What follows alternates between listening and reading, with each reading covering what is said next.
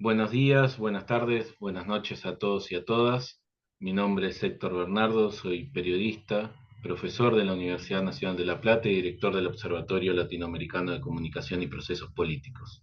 Hoy tenemos el placer de volver a charlar con Gabriela Rivadeneira, una destacada dirigente no solo ecuatoriana, sino latinoamericana, pero bueno, gran parte de su trayectoria política la realizó en Ecuador, donde fue, entre otras cosas, presidenta de la Asamblea Nacional de Ecuador. Así que, Gabriela, muchísimas gracias por atendernos. Hoy nos despertamos con una noticia, o a medida que fue transcurriendo el día, encontramos una noticia que nos sorprendió, que fue además comunicada por tweet por el presidente de Ecuador, Daniel Noboa, donde anunciaba que iba a enviar un proyecto para una reforma parcial de la Constitución ecuatoriana para permitir que se vuelvan a instalar bases extranjeras en territorio ecuatoriano. Eh, ¿Qué reflexión te merece esta noticia y cómo reaccionaste cuando te enteraste? Bueno, Héctor, un saludo muy especial, mucha solidaridad con el pueblo argentino, con todas y todos ustedes, por todo lo que están viviendo y lo que están pasando. Así que un abrazo que cobije siempre la patria grande a cada uno de nuestros pueblos y en este caso particular al pueblo argentino, nuestro abrazo siempre. Sin duda lo que pasa en Ecuador, digamos, ya parecería que nada nos sorprende, es decir, cada día una noticia nueva, cada día pues vamos viendo cómo el Estado se viene a menos y parte de lo que hemos estado anunciando durante los últimos años es que Ecuador volvió justamente a ser esos países donde el Comando Sur, el Departamento de Estado, bajo la línea de la doctrina de seguridad nacional, y esta vigencia de 200 años de doctrina Monroe está siendo cabida. Y es que no es nuevo, es decir, ya en enero del 2018, Lenin Moreno convoca por primera vez cooperación militar norteamericana frente al conflicto que tuvimos Ecuador-Colombia, cuando fue justamente una de las guerrillas en Colombia que asesina a parte del equipo de comunicación de un diario del Ecuador, y eso genera un primer justificativo para que ingresen cooperación de inteligencia y una primera tropa norteamericana. A pesar de que la constitución del Ecuador es absolutamente clara, Héctor, somos de las poquísimas constituciones en el mundo que tiene un candado constitucional en el que se establece la prohibición absoluta de cooperación militar extranjera y peor aún la instalación de bases militares extranjeras. Sin embargo, eso fue creciendo. Fue en junio del 2019 que Mike Pence, el vicepresidente de ese entonces de Estados Unidos, visita Ecuador y con Lenin Moreno firman un acuerdo, no solamente de retorno al Fondo Monetario Internacional, del Banco Mundial, de agencias como la USAID, sino sobre todo financiamiento en armamentística y también declaran a una parte de la isla San Cristóbal, en las Islas Galápagos, patrimonio de la humanidad, como portaaviones natural. Y eso es entregado a los Estados Unidos desde esa época hasta la fecha, hacen vuelos militares diarios, supuestamente con el justificativo del tema del control de narcotráfico. Y eso ha ido aumentando, tanto así que hemos visto que hoy Daniel Noboa, pues es segunda vez en su año de presidente que ha recibido a Laura Richardson del Comando Sur y donde pues ya están instaladas prácticamente tropas norteamericanas. Daniel Noboa mismo, como hace un par de meses atrás, en una entrevista con The New Yorker, él termina diciendo que parte de su seguridad la conforma el Mossad y la CIA. De tal manera que ya nos damos cuenta cómo está configurada la presencia de los Estados Unidos y del Comando Sur en el Ecuador. Así que hoy amanecer con esta noticia es solo ratificar una vez más o formalizar, más bien dicho, lo que ya en Ecuador se está operando desde enero del 2018 con Lenín Moreno, fortalecido por Lazo y hoy por Noboa, el tema de la instalación en el único país de la región que le dijo no a las bases militares extranjeras. ¿Nos recordás un poco cómo fue el cierre? Porque Ecuador en su momento tenía una base militar extranjera en Manta, ¿no es cierto? ¿Y cómo fue el proceso para cerrarlo y la decisión política que se tomó en ese momento? Sí, bueno, tomemos en cuenta además que hay un factor importante. Ecuador tiene el segundo puerto marítimo más importante del Pacífico después de México, ¿no? Y en ese sentido, mantener justamente ese control territorial se vuelve estratégico en cuanto a la región. Cuando Rafael Correa gana la presidencial en el 2007, asume como presidente de la República, una de las consignas con las que llegó justamente a la presidencia es no más bases militares extranjeras, no militarismo extranjero en territorio ecuatoriano. Y fue así como llegamos a la constituyente de Montecristi en un año del 2007 al 2008 a establecer el candado constitucional de prohibición absoluta de bases militares. Una vez concluida o aprobada por el pueblo ecuatoriano la Constitución del Ecuador, una de las cosas es evidenciar que ya se cumplía la fecha teníamos nosotros un convenio con los Estados Unidos para la base militar en Manta, se cumplía la fecha justamente en el que terminaba este acuerdo, y Rafael lo que dijo fue, no ratificamos el convenio.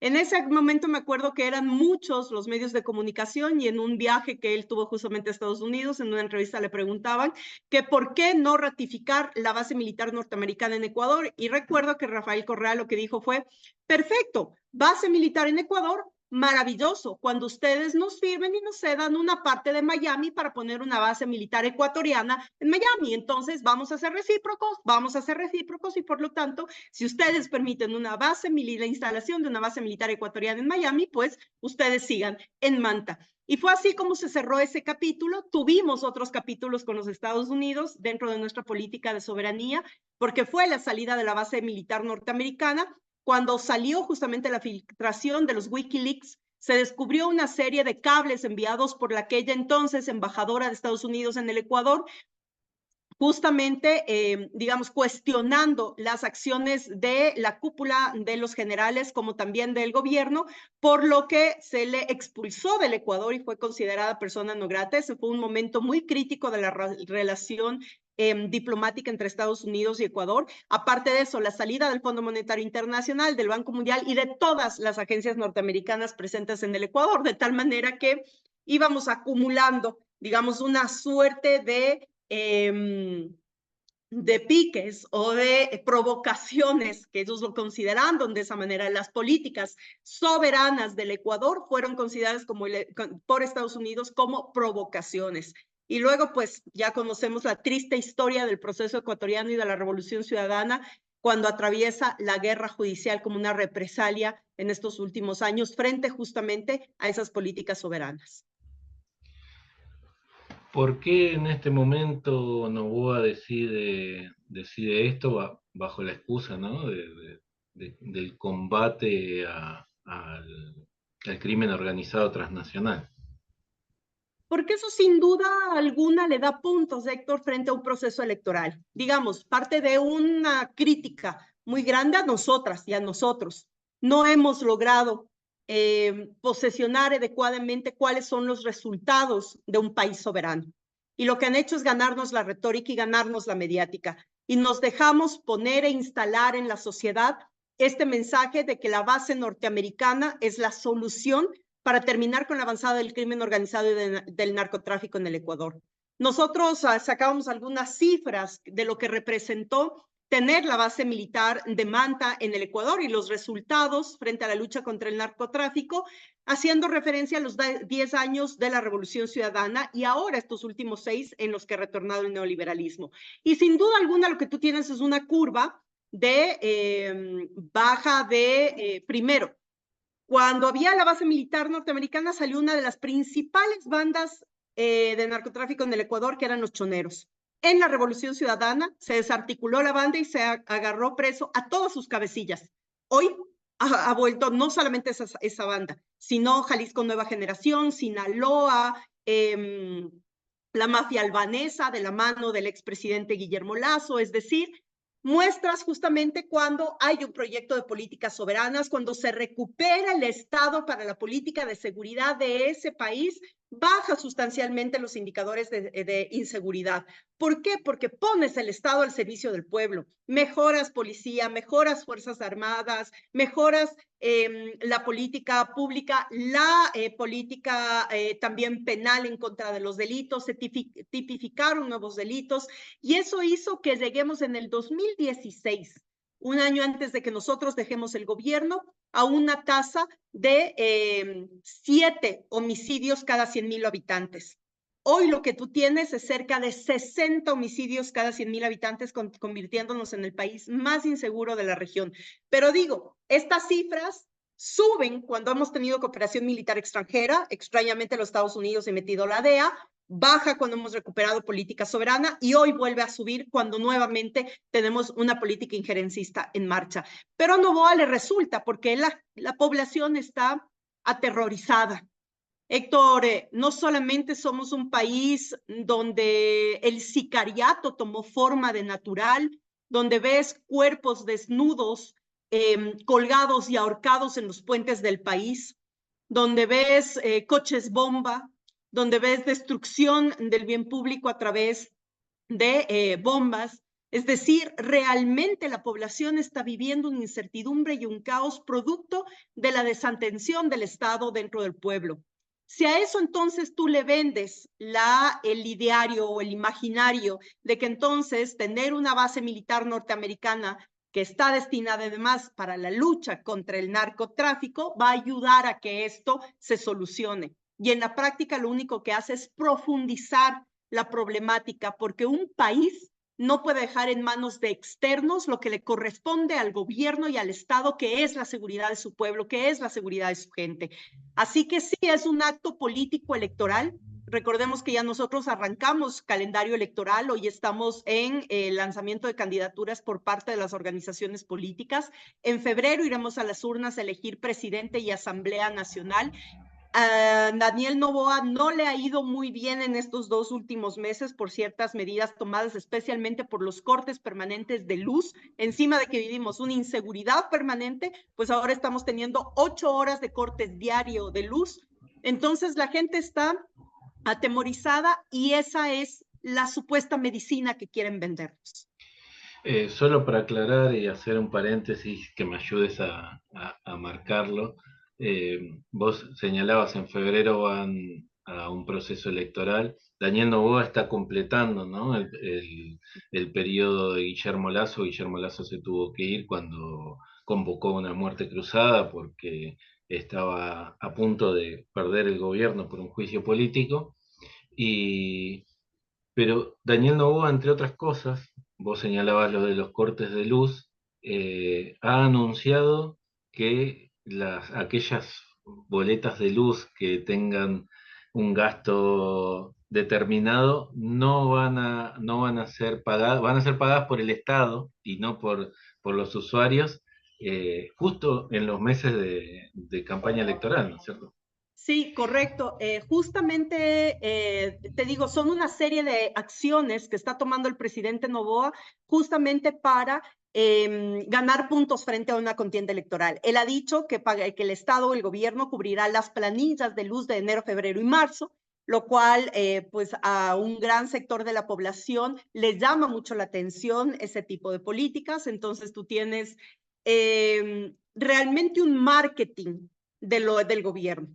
Es decir, si tú solamente raspas un poquito de lo que ha pasado en este gobierno, pues no les queda nada, pero es un marketing permanente. La política del TikTok, la política del vaciamiento de la pedagogía popular, de la politización, y quienes de otro lado llamamos a politizar de manera permanente a la sociedad para tener una conciencia mayor de lo que significa tener el Estado, entonces nos acusa de polarizar. Y no existe nada más polarizado en este momento en el Ecuador que el vaciamiento de la comunicación, la política del TikTok totalmente polarizada a la política de la calle, a la política del hogar, a la política del día a día. Y eso es lo que justamente está jugando Daniel Noboa en esta suerte de soldadito presidente, ¿no?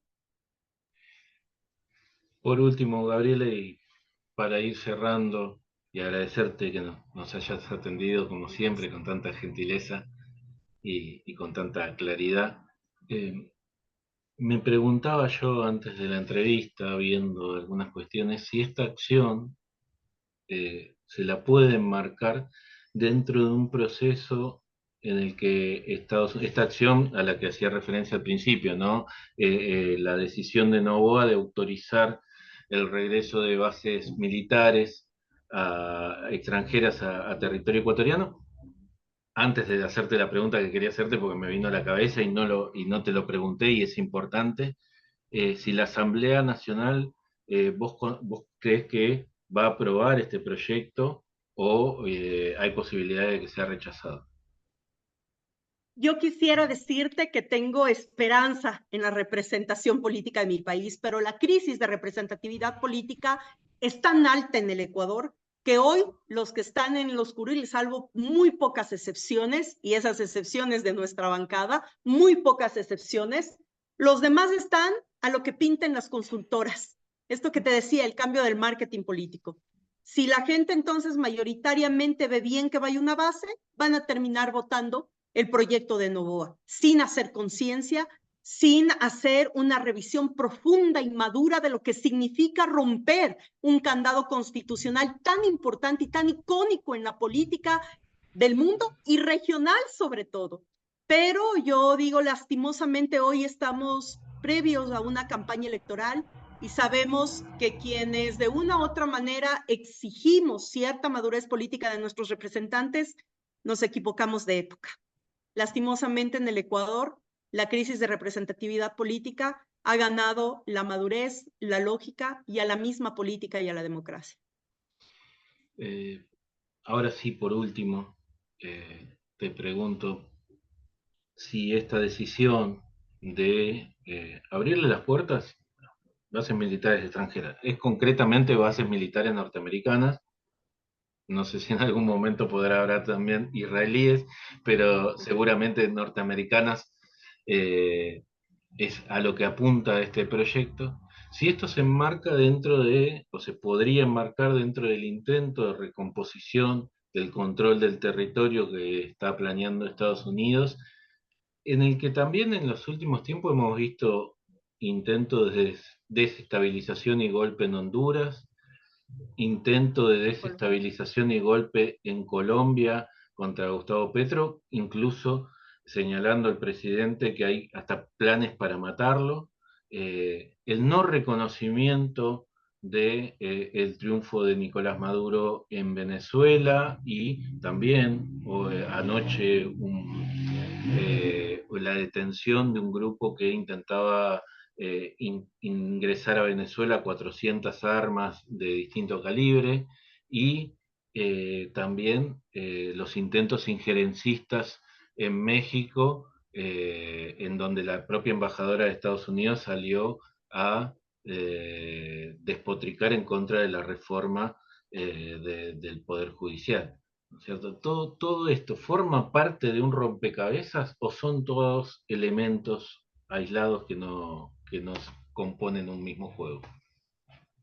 Mira, Héctor, yo creo que comprender la vigencia de los 200 años de la doctrina Monroe te permite ver el encadenamiento que existe y que no ha dejado de existir de los Estados Unidos en el continente.